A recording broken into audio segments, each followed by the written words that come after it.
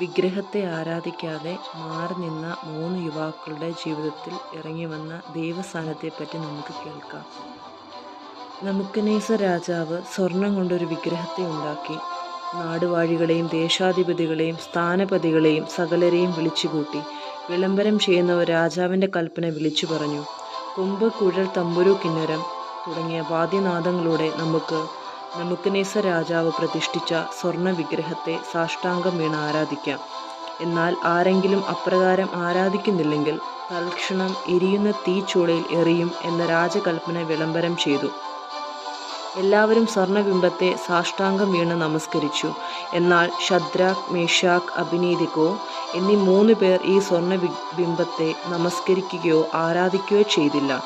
രാജാവ് ഇവർക്കെതിരെ തിരിഞ്ഞു പറഞ്ഞു, ഞാൻ പ്രതിഷ്ഠിച്ച പ്രതിമയെ താണുവീണ് ആരാധിക്കുന്നെങ്കിൽ നിങ്ങൾക്ക് നന്ന്, അല്ലെങ്കിൽ